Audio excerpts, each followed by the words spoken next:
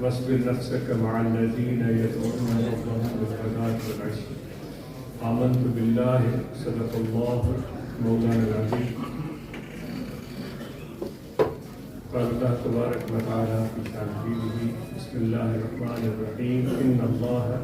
وملائكته يصلون على النبي يا أيها الذين آمنوا صلوا عليه وسلموا تسليما اللهم صل على سيدنا ومولانا محمد وعلى آله وصحبه أجمعين محترم دوستوں آپ اور ہم سب پہلے تو آپ سب کو دیکھ کر بہت مسرت ہوئی آپ سب میں جو عہدیداران ہیں جماعت اسلام مسلمین روحانیت الجماعت جمعیت علماء طاہریہ اور سب جماعت اسلام مسلمین کے ساتھ مل کر ساری تنظیم ان کے عہدیداران ان کے برانچز کے عہدیداران احباب خلفاء فقراء دوست احباب جتنے بھی آئے آپ سب کو دیکھ کر بے حد دلی مسرت ہوئی بہت خوشی ہوئی اس صورتحال میں جبکہ پوری دنیا اس بیماری سے کووڈ-19 سے جوجھ رہی ہے اس طرح کا موقع بن گیا یہ خدا کی شان ہے اور ملاقات ہو گئی جبکہ ہم سب اس چیز پر کوششیں کر رہے ہیں احتیاطی تدابیر کو ملحوظ رکھیں اور اس سے بچنے کی کوشش کریں جس طرح ہمارے نوجوان دوست امین صاحب نے بتایا کہ ہم نے باقاعدہ یہاں مہم چلائی کہ جو ہمارے اراکین ہیں ہمارے احباب ہیں فقراء ہیں وہ ویکسین کروائیں ان لوگوں تک ہم نے یہ آگاہی کا پیغام پہنچایا ان دوستوں کا بہت شکریہ تو یہی طریقے ہیں جس کے ذریعے ہم اپنے آپ کو محفوظ کریں اور صحت اور شفا کی دعا اللہ تعالیٰ سے ہر وقت کرتے رہیں کیونکہ صحت اور شفا اس کے ہاتھ میں ہے اور جو وسیلے اور ذریعے ہیں وہ بھی من اللہ ہے وہ بھی اللہ کی طرف سے ہیں ان کو اختیار بھی کرنا ہمارے لیے ضروری ہے جہاں تک ہم کیونکہ طریقت سے تعلق رکھتے ہیں تو آج یہی عرض کرتا ہے کہ طریقت میں عمل کی بات کی جاتی ہے اس میں کلام اور گفتگو اور بحث اور نصیحت کی گنجائش بہت کم رہ جاتی ہے اگر یہ آج کل ہمارے معاشرتی زندگی کا یہ ضروری حصہ بن چکا ہے اور اس میں ہم اپنی بہت ساری توانائیاں بھی اس میں ہم خرچ کرتے ہیں بہت محنت کرتے ہیں کسی ایک پروگرام کو منعقد کرنا اس میں بڑی توانائیاں ہم صرف کرتے ہیں لیکن دوسری طرف طریقت یہ کہہ رہی ہے کہ قال رب گزار مرد حال شو تصوف میں یہ کہہ رہا ہے کیونکہ ہمارا تعلق طریقہ نقشبندیہ افعال بخشیت سے ہے طریقت یہ کہہ رہی ہے کہ گفتگو کو کلام کو پیر مقام کو دعواؤں کو چھوڑ دو مرد حال بنو یعنی کہ اپنے آپ کو ٹھیک کرو تو یہ یعنی کہ بظاہر دیکھا جائے تو بالکل متضاد باتیں ہو جاتی ہیں آج کل تو ہم گفتگو کے بغیر رہ نہیں سکتے اوپر سے پھر آج کل سائنس نے بڑے کمالات دکھائے ہیں بے شمار نئی نئی چیزیں وجود میں آ گئی ہیں سوشل میڈیا کا پلیٹ فارم ہے ہر وقت ہر لمحہ ہم کیا کر رہے ہیں کیا کھا رہے ہیں کیا پہن رہے ہیں کیسے لگ رہے ہیں شکل کیسی ہے تصویر کیسی ہے صورت کیسی ہے کس فنکشن میں ہر وقت ہم ایک دوسرے کو آگاہ کرتے رہتے ہیں اب اس کو اگر ہم اپنے طریقت اور تصوف کے حوالے سے دیکھیں وہ کہہ رہے ہیں کہ اپنے آپ کو ٹھیک کرو یعنی اپنے کردار کو ٹھیک کرو اپنے اعمال کو ٹھیک کرو تو اب گفتگو جب کی جائے تو آج اس معاملے میں اپنے آپ کو بڑا شرمندہ سا محسوس کر رہا ہے اتنی تقریریں ہوئی ہیں آپ مجھے آج اس کو علم ہے کہ اتنے گھنٹوں سے آپ یہاں بیٹھے ہوئے ہیں اتنی ساری گفتگو تقریر نعت اور منقبت بہت ساری چیزیں آپ سن چکے ہیں اوپر سے اب وہ عاجز بھی چڑھ رہے وہ کہتے ہیں کہ وہ اونٹ کے اوپر آخری دن کا وہ بوجھ اٹھاتے اٹھاتے اونٹ بیچارہ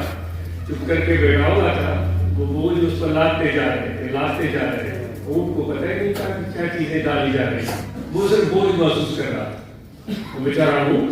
صرف بوجھ محسوس کر رہا تھا. وہ سمجھ رہے تھے کہ بڑا طاقتور ہے. من حیث القوم ہم سب اپنے آپ کو اس اونٹ کی جگہ ذرا سے دیر کے لیے محسوس کرتے ہیں. وہ لاتے جا رہے تھے, بوریاں ڈالی, پھر اینٹیں ڈال دی, ایسے ہم گفتگو کر رہے ہیں. پھر اس کے اوپر لکڑیاں بھی ڈال دی. اونٹ بیچارہ چپ کر کے بیٹھا ہوا تھا. لیکن آخر میں کوئی ایک دن کا کوئی ایک کانا اس پر رکھا تو وہ آخری دن کا ثابت ہوا کہ اس کے بعد اونٹ کی توانائی طاقت جواب دے گئی اور بیچارہ گر گیا. من حیث کو اتنی ہم تقاریر باعث اور گفتگو سنتے ہیں وہ اونٹ کی طرح ہم پر وہ بوجھ بڑھ رہا ہے. تو اب اوپر سے میں بھی اپنی اس میں ٹانگ لگا ہوں تو مجھے آج اس کو بڑا شرمندہ کیونکہ آج پہلی عرض کر چکا ہے. آپ سب یہاں طریقت کی وجہ سے جمع ہو.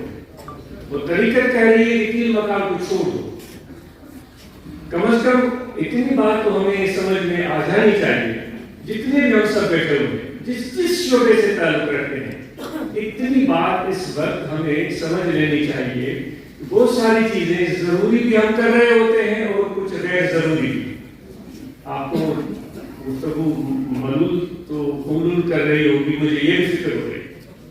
لیکن جب کہا گیا ہے کہ گفتگو کرو تو جو میرے دل میں ہے اگر میں زبان پر نہ لاؤں تو یہ بھی مجھے اس کو اچھا نہیں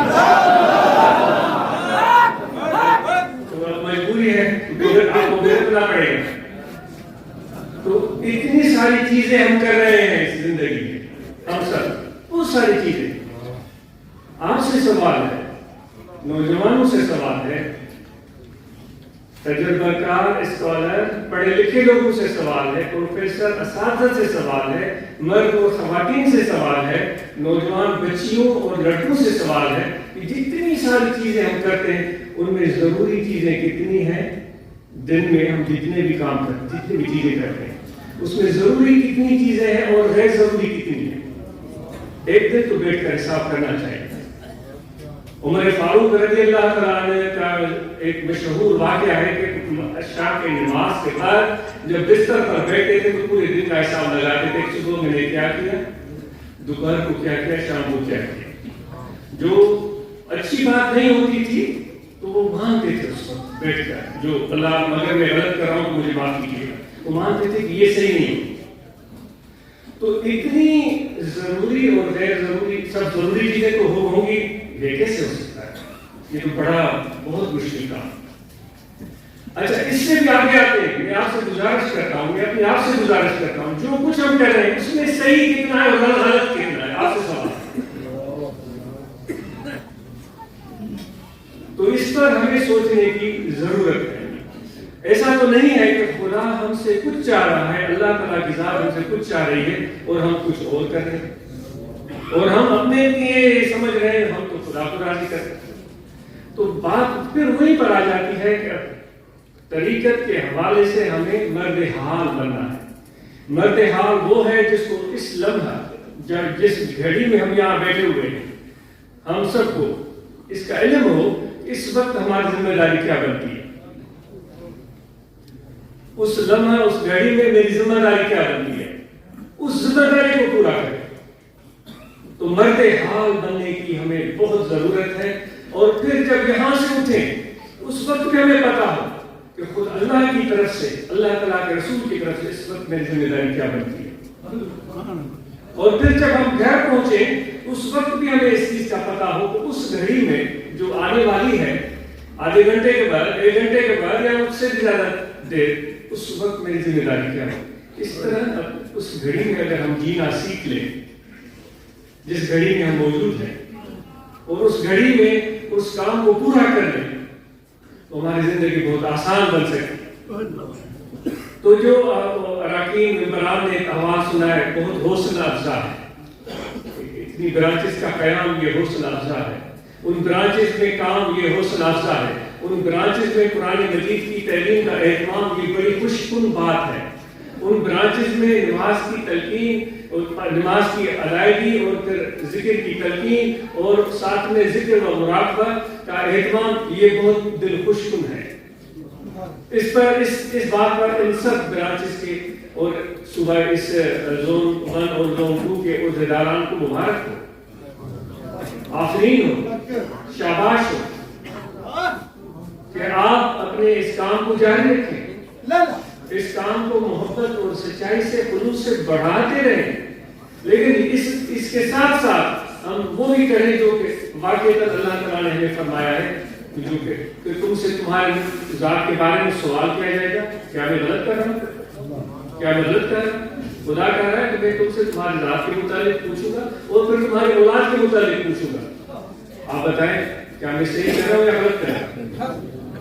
خدا کہہ رہا ہے کہ میں تم سے تمہارے متعلق پوچھوں گا، اس کے بعد تمہاری اولاد کے متعلق تم سے پوچھوں گا، کیا تم نے اپنے آپ کو بچایا، اپنے اولاد کو بچایا جہالت سے، علم کی محرومی سے، صراط مستقیم پر چلنے سے وہ یعنی کہ محروم رہے، وہ اعتدال والی زندگی بسر کرنے سے محروم رہے، کس وجہ سے؟ تو قرآن مجید کہتا ہے کہ قیامت کے دن ایک گروہ ایسا ہوگا کہ اللہ تعالیٰ کی بارگاہ میں عرض کرے گا کہ میرے پروردگار ہم تو حقدار ہیں جو تو ہمیں سزا دے رہا ہے، لیکن ہم سے پہلے ہمارے ماں باپ کو سزا دیجیے، کیونکہ جو باتیں جو سوال آج ہم سے پوچھے گئے انہوں نے اس بارے میں آگاہی نہیں کیا تھا، ہم تقریریں باعث کرتے رہے، گھر میں ہمارے اندھیرا رہا، ہمارے بچے محروم رہے۔ تو ان سب آباء کو گزارش ہے کہ ہم اپنے بچوں کو اعلیٰ تعلیم اور بہترین تربیت ہماری ذمہ داری۔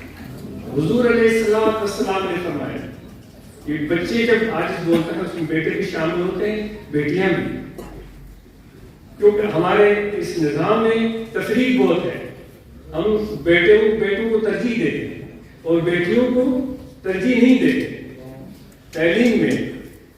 خدمت میں، یعنی کہ کچھ ان کو پیسے دینے ہو یا کچھ ان کی مدد کرنی ہو تو اس میں بھی ہم تفریق برتتے ہیں، بعض اوقات سب لوگ نہیں، لیکن یہ ہو سکتا ہے میں غلط ہوں، آپ سوچئے گا، اس میں بیٹوں کو اور بیٹیوں میں ہم تفریق کر دیتے ہیں،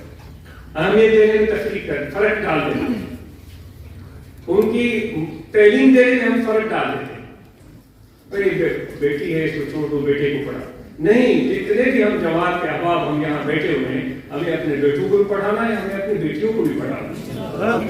میراث ہے علم حضور علیہ السلام کا، وہ ورثہ نبی کا، ہم صرف بیٹوں کو دیں، بیٹیوں کو نہ دیں؟ تو کل یہ بیٹیاں ہمیں اس بارے میں ہمیں جو ہے وہ ذمہ دار نہیں ٹھہرائیں گی کہ انہوں نے ہمیں نبیوں کے ورثے سے محروم رکھا، تو علم سے اپنے بیٹیوں کو بھی ہم محروم نہ رکھیں اور ان کی حوصلہ افزائی کریں۔